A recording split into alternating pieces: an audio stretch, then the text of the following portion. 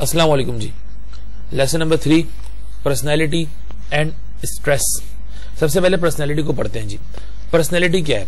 Personality culture का एक product है जो डिफरेंट सिचुएशन के एतबार से डिफरेंट नौयतें हासिल कर लेती है। फॉर एग्जाम्पल, एक कल्चर है, उसको कई सारे लोग फॉलो कर रहे हैं, तो जितने लोग एक कल्चर को फॉलो कर रहे हैं, कल्चर की वजह से उन तमाम लोगों की सेम पर्सनैलिटीज डेवलप्ड होती हैं। और पर्सनैलिटी में क्या क्या चीजें शामिल है जी? पर्सनैलिटी में एक माहौल शामिल है, फैमिली नॉर्म्स शामिल है, वैल्यूज शामिल है और सोसाइटी का तर्ज जिंदगी शामिल है। यानी तमाम की तमाम चीजें मिलकर जो है वो किसी भी शख्स के अंदर एक पर्सनैलिटी को डेवलप करती हैं। तो पर्सनैलिटी बजाते खुद एक मुरक्कब है जिसके अंदर environment, family, norms and values society की शामिल हो जाती हैं। अब जनाब, the aspects of personality is linked with stress. अभी जो पर्सनैलिटी के एस्पेक्ट्स हैं ये स्ट्रेस से लिंक्ड होते हैं। तो स्ट्रेस से लिंक्ड, स्ट्रेस क्या चीज होती है? हम स्ट्रेस को पढ़ते हैं, लेकिन उससे पहले उनकी कुछ डिमांड्स को पढ़ लेते हैं। तो पहले डिमांड्स क्या है जी? पहले डिमांड है सोशल डिमांड्स, टू एक्ट और perform in a certain way. If the person is unable to perform according to the demands of a situation, the pressure emerges. If the pressure is channelized and the person is able to perform the task, then that pressure is normal stress. भाई सीधी बात, हर माशरे की कुछ demands होती हैं मुख्तलिफ अफराद से जो उस माशरे में रह रहे हैं। और ये जो स्ट्रेस कहते हैं एक ऐसे प्रेशर को जो किसी भी इंसान के ऊपर माशरती डिमांड्स की वजह से डेवलप होता है। मिसाल के तौर पे कोई भी ऐसा माशरा है जो किसी इंसान से बहुत सारी तवक्कुआत वाबिस्ता कर रहा है। अब इंसान उन तवक्कुआत को पूरा नहीं कर पा रहा तो उसके ऊपर एक प्रेशर डेवलप होता जाएगा और वो जो प्रेशर है वो स्ट्रेस कहलाएगा। फॉर एग्जाम्पल, इसकी कई सारी मिसालें मौजूद हैं। एक बच्चा है जिसको बहुत अच्छी तरह पढ़ाया गया, बहुत अच्छी तरह लिखाया गया और खूब उसके ऊपर पैसा खर्च किया गया। उसके घर वालों ने सोच के किया कि अब ये बड़ा होगा तो आगे आके ये हमारे लिए सुकून का, राहत का सामान बनेगा। लेकिन आगे जाके वो बच्चा बहुत पढ़ लिखने के बावजूद भी कोई कामयाबी खातिर खा हासिल कर नहीं सका। पैसा बहुत खर्च हुआ, उसके ऊपर इन्वेस्टमेंट बहुत हुई, लेकिन खातिर खा कोई कामयाबी हासिल कर नहीं सका। अब वो ये जो एक एग्जाम्पल है ये उस बच्चे के ऊपर स्ट्रेस की सूरत बनाती है। क्यों? क्योंकि वो ये समझ रहा होता है कि जो मुझसे जो सोशल डिमांड्स थी या जो मुझसे तवक्कुआत थी वो तवक्कुआत पूरी नहीं हो सकी। तो एक डिटेल में चलेगी ये बात। अब आते हैं स्ट्रेस के टाइप्स। एक है पॉजिटिव स्ट्रेस और एक है negative stress. Positive stress, it is called eustress. You perform well due to this stress. For example, stress in exams make you achieve better marks in the examination.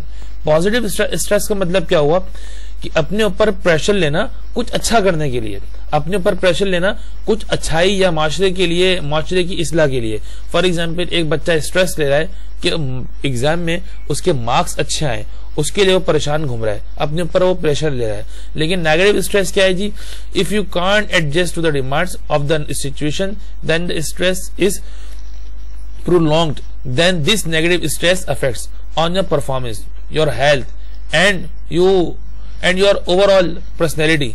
Negative stress क्या है कि जब इंसान किसी demands को, किसी काम को तवक्कुआत के मुताबिक पूरा नहीं करता तो ये जो तवक्कुआत हैं, ये जो तवक्कुआत पूरी नहीं हुई हैं, इसकी वजह से इसके ऊपर जो प्रेशर आता है ये इसकी सेहत को भी खराब करता है, इसकी पर्सनैलिटी भी चिड़चिड़ापन पैदा करता है। यानी ओवरऑल जो है इंसान पूरा एक तबाही की तरफ चल पड़ता है। ये नेगेटिव स्ट्रेस होता है। यानी ये स्ट्रेस कोई भी डिमांड को पूरा न करने के बाद आता है और पॉजिटिव स्ट्रेस डिमांड को पूरा करने से पहले होता है ताकि इंसान अच्छाई की कोई काम कर सके। और नेगेटिव स्ट्रेस में इंसान बहुत कुछ खो देता है, उसके बाद फिर उसके लिए अपनी मुस्तकबिल की जिंदगी को भी खराब करता है। अब कहते हैं organisational demands.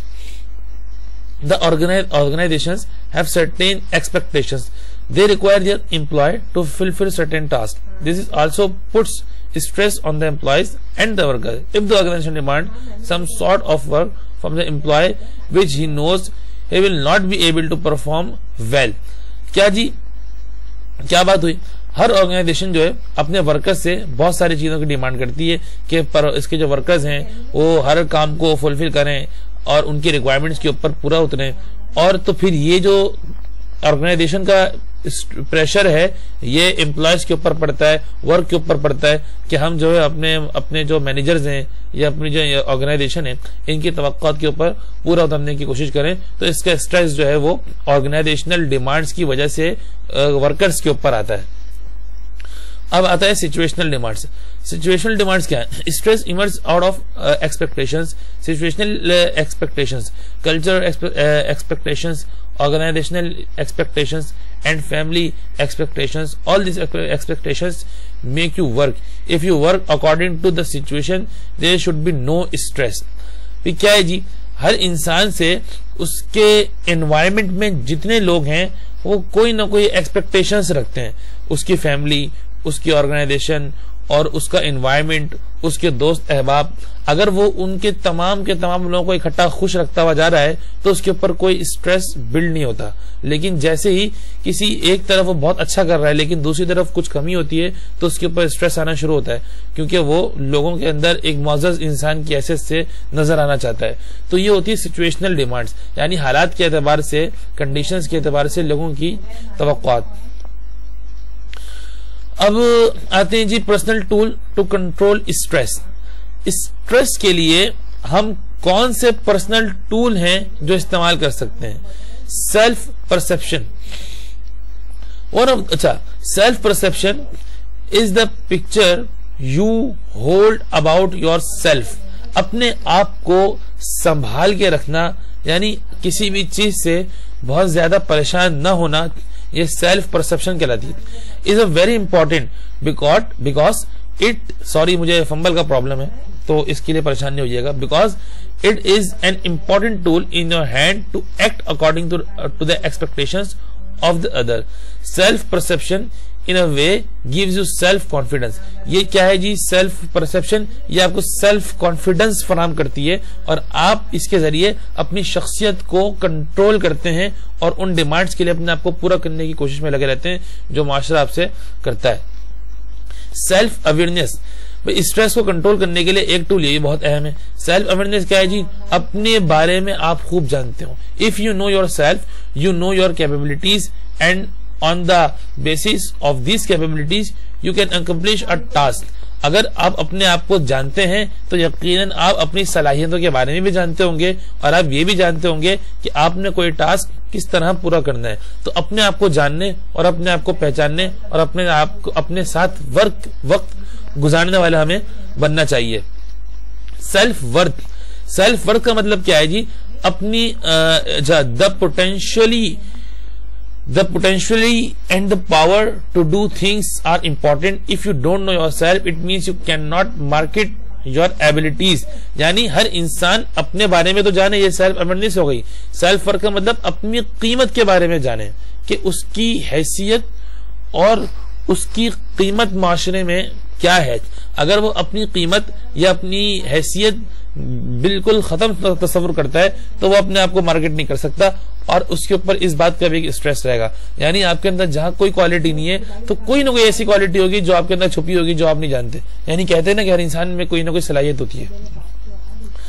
Self love, self love का मतलब क्या है जी?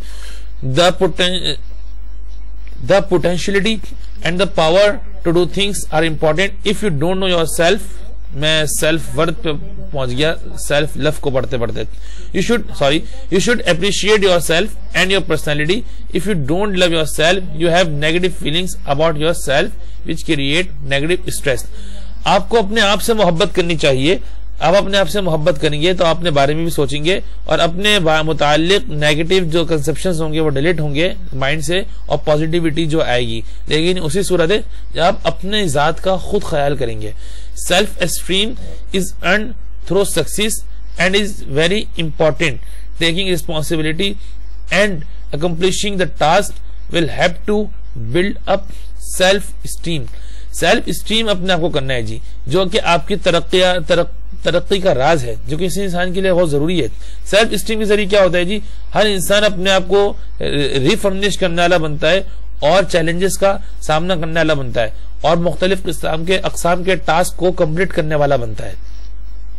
Self respect, your own feelings about your self are self respect. यानी सेल्फ रिस्पेक्ट का मायने होते हैं इज्जत नफ्स। इज्जत नफ्स, किसी भी इंसान के अंदर से अगर इज्जत नफ्स नहीं है तो वो भी एक स्ट्रेस का शिकार रहेगा, क्योंकि वो स्ट्रेस जो है वो उसके इमोशनली हर्ट करेंगे।